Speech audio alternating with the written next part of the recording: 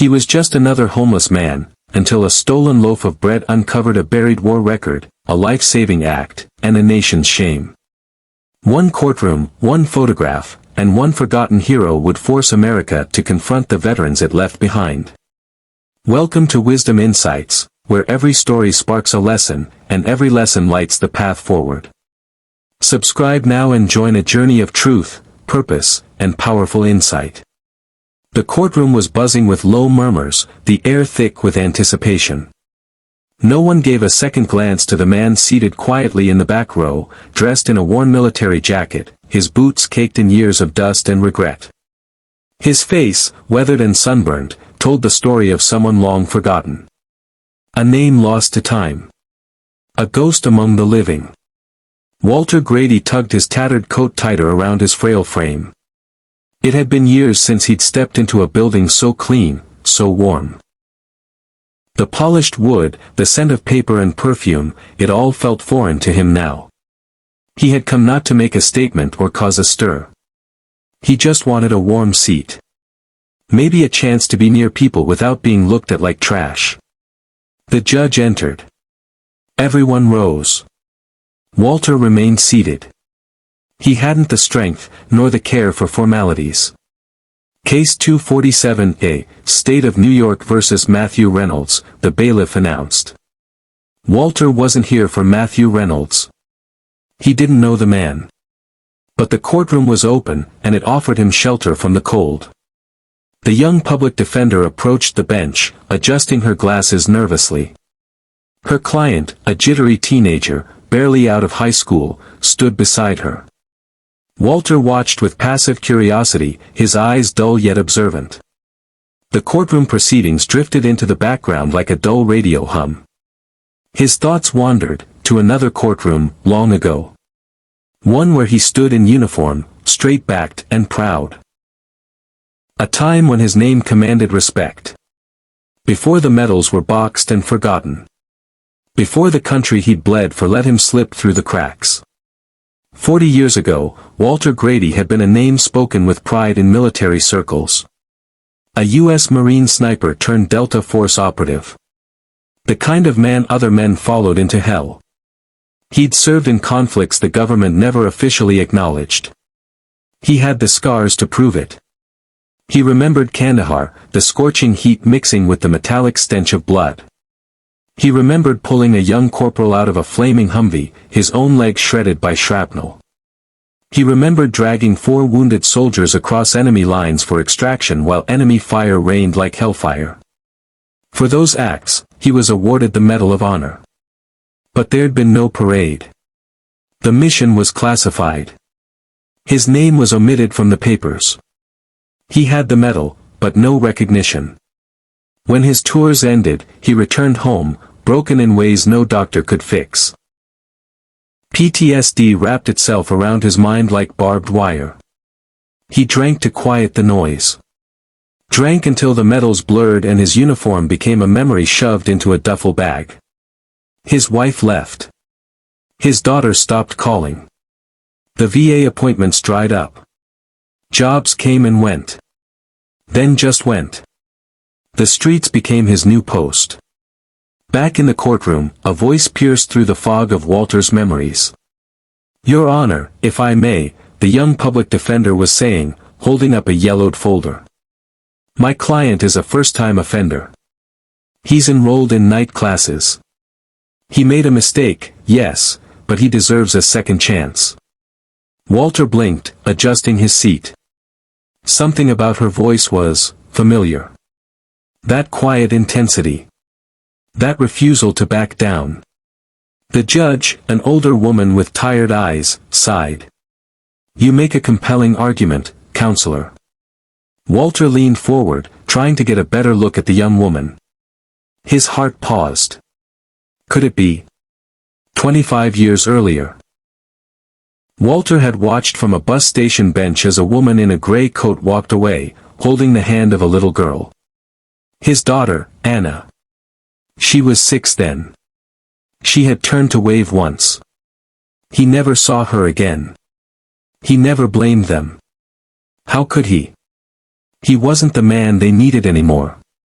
Over the years, he kept a photo of her, creased and fading, in his breast pocket. It was the only thing he owned that hadn't been stolen or lost. Back in the present, the judge's gavel brought him back. Case dismissed. Mr. Reynolds, you're free to go. And Ms. Grady, excellent work. Walter's breath caught in his throat. Grady. The young woman turned slightly, gathering her notes. The resemblance was unmistakable. The almond-shaped eyes, the sharp brow. It was her. His daughter. Anna. She was standing just feet away, alive, successful, radiant. She wore a badge of justice on her lapel. A far cry from the little girl he used to read bedtime stories to between deployments.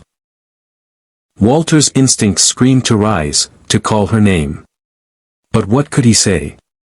Hi, it's me, your father. The ghost who disappeared. The man who slept in alleys while you grew up without him. No. He couldn't ruin this for her. He quietly rose and made his way to the exit. No one noticed. Not yet. But fate wasn't done. As he reached the door, the young man from the case passed by him, bumping into Walter's shoulder. Something fell. A silver glint hit the floor. The courtroom gasped. Walter froze. It was his Medal of Honor, the ribbon frayed, the case cracked. He hadn't even realized it had slipped from his pocket. It had been with him so long it felt like part of him. The bailiff moved to pick it up, but the judge raised a hand. Wait. She stood, descending from the bench, heels clicking across the floor. The courtroom fell into stunned silence. Is that real? Someone whispered. The judge knelt beside the medal, inspecting it with reverence. This is a Medal of Honor, she said quietly. There are only a handful of these in the world. Anna's head snapped toward the commotion. Her eyes landed on the medal, then slowly rose to the man in the doorway. Their eyes met. Time folded. Dad, she whispered. Walter didn't speak. Couldn't. Are you? She stepped forward, voice shaking. Are you Walter Grady? The name felt heavy in the air, almost sacred. The judge looked at the bailiff. Confirm it. The bailiff took out a device and scanned the medal. His eyes widened. Confirmed. Walter J. Grady. Medal of Honor. Delta Force, 1984. Gasps filled the courtroom. The prosecutor stood, stunned. But, that man is homeless. He's nobody. Anna turned, her voice suddenly steel. He is not nobody. That man is a hero. He's my father. The room erupted in whispers. Walter stood still as stone. The judge stepped forward. Mr. Grady, would you be willing to stay? I believe there's more to this day than we realized. Walter's voice, rusty and hollow, finally emerged. I didn't mean to cause trouble. You didn't, Anna said, tears forming in her eyes. You came home. He nodded slowly. I didn't know where else to go. She stepped closer. Well, she whispered, you're not leaving alone. The local news stations descended on the courthouse within the hour. The footage of the Medal of Honor hitting the courtroom floor had already gone viral. It wasn't just the image of the gleaming medal, it was the moment that followed. The stunned silence. The recognition. The revelation that a homeless man was not just a war hero, but the long-lost father of a respected public defender. Walter Grady became a national headline overnight. Anna sat beside him in the judge's private chambers, hands clasped tightly together. Her eyes darted to him every few seconds, as if afraid he might vanish again. He didn't blame her. He hadn't said much since they'd left the courtroom. He just kept looking around like someone waking from a long sleep. The walls, the warmth, the coffee someone had brought him, it was all surreal. I kept the photo, he said finally, voice still sandpaper dry. That one of you on the swings. You were 6. Anna blinked hard. I remember that photo. Mom took it at the park. He nodded. It's in my coat. Inside pocket. Right by my heart. She reached across the table, her hand hovering just above his. You were gone a long time, she said quietly. I know. I thought you were dead. I was. For a while. Not officially, but inside. She let the silence breathe. Why didn't you come back? Walter sighed, sinking deeper into the chair. I wanted to. God knows I did. But every time I tried, the noise in my head, the guilt, the shame. I couldn't face what I'd become. But you were a hero. I wasn't a hero to your mom. Not when I came back drunk. Not when I couldn't hold a job. Not when I missed birthdays, school plays. He rubbed his face with trembling hands. I didn't want you to see me like that. I thought, it would be easier for you to forget me than to carry the weight of who I'd become. Anna's voice broke. But I never did. She reached out, this time clasping his hand. You're here now. That has to count for something. The judge, a woman named Evelyn Marks, returned with a soft knock. There's a lot of attention outside, she said. The mayor, the local veterans council, even state senators are calling. Everyone wants to meet the forgotten hero. I don't need a parade, Walter muttered. But maybe you deserve one, Evelyn said. You saved lives. And you've been invisible for too long. Walter chuckled, a dry rasp. I think I liked being invisible. No one expected anything from me. No one looked twice. Anna looked over. Well, they're looking now.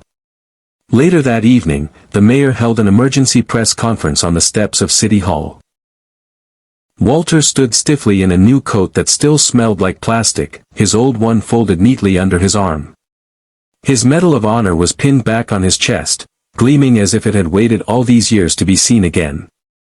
Anna stood beside him, her arm looped gently through his.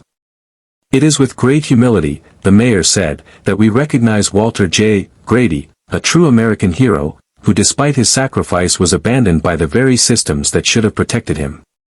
Cameras flashed. Applause erupted. Walter didn't speak. He simply nodded. The mayor turned to Anna. Ms. Grady, would you like to say a few words? Anna looked to her father. He gave her the slightest nod. She stepped to the mic, her voice firm but trembling at the edges. For years, I believed my father had vanished. That he'd abandoned us. But today I learned that he was fighting a different kind of war. One that didn't leave medals or parades behind. One that left wounds invisible to most. She looked at him, her voice softening. He may have been forgotten by the world, but I never stopped wondering. Hoping. And now he's home. The applause swelled again, thunderous this time. Walter blinked against the bright lights. Part of him still wanted to run. To disappear back into the shadows where things were simpler. But another part, deeper, older, the Marine still buried within, stood a little taller. The city arranged for temporary housing at a veterans recovery center. Walter didn't know what to do with the clean bed, the fresh clothes, the full refrigerator. His first night there, he didn't sleep. He sat on the balcony with a cup of hot coffee, watching the stars. They looked the same as they did in Kandahar. Distant. Unreachable. Anna came by the next morning, a manila folder in her hands. I did some digging, she said, sitting across from him. You were denied benefits after your discharge due to a clerical error. They said your file was incomplete. Probably due to the classified nature of your missions. Walter nodded. Figures. Well, we're fixing that. Senator Kimball is pushing a full restoration of your records and retroactive benefits. He blinked. I don't need money. It's not about money. It's about justice. He looked down at the floor. I don't know how to live like this anymore. With walls. With structure. I've been out there too long. Then start small, she said gently. One day at a time. One room. One hot meal. One moment where you're not just surviving, but living. He gave her a half smile. You sound like your mother. She'd be proud of you, you know. Walter swallowed hard. I hope so. A week later, Walter was invited to speak at a high school assembly. He almost declined. What do I have to say to a bunch of kids? He asked Anna. Tell them the truth, she said. Tell them what war does. What silence costs. Tell them how you got lost. And how you found your way back. He did. He stood on stage, the metal catching the light, his voice firm despite the tremor. I was trained to survive anything. Jungle, desert, mountain. I could shoot the wings off a fly from 700 yards. But I wasn't trained to come home. The auditorium was silent. I lost friends in combat. But I lost more after. To addiction. To depression. To loneliness. He scanned the room of young faces. You want to honor veterans? Don't just clap when we walk past. See us. Talk to us. Remember us. He stepped down to a standing ovation. Not because he asked for it, but because the truth always commands respect. Walter and Anna grew close again, piece by piece. He told her about the long nights under bridges. About the other vets he'd buried without funerals. About the days he forgot his own name. She told him about law school. About how she always wanted to fight for the ones no one believed in. Because, deep down, she never gave up on her father. They laughed. They cried. They healed. Months passed. Walter moved into a modest apartment with a small balcony and a collection of houseplants he named after his old squad mates. He started volunteering at the recovery center, talking to younger vets. Not preaching. Just listening. People stopped him on the street. Not to give pity, but to shake his hand. He was no longer invisible. One afternoon, he stood before a congressional committee in D.C., medal pinned proudly to his chest. I'm not here to make you feel guilty, he said. I'm here to make sure no one else disappears the way I did. And back in that same courtroom, nearly a year to the day later, he stood beside Anna once more. She had just won a major case defending a young vet wrongfully accused of theft. The judge smiled. Justice served. Again. Well done, Counselor Grady. Anna smiled. Walter reached into his coat and pulled out the same creased photo of her as a child. You've come a long way, baby girl. She looked at the picture, then back at him. So have you, Dad. They stepped out into the sunlight, the world no longer ignoring them, but listening. The story of Walter Grady wasn't just about a man who was lost. It was about a man who came home. And a daughter who never stopped believing he would.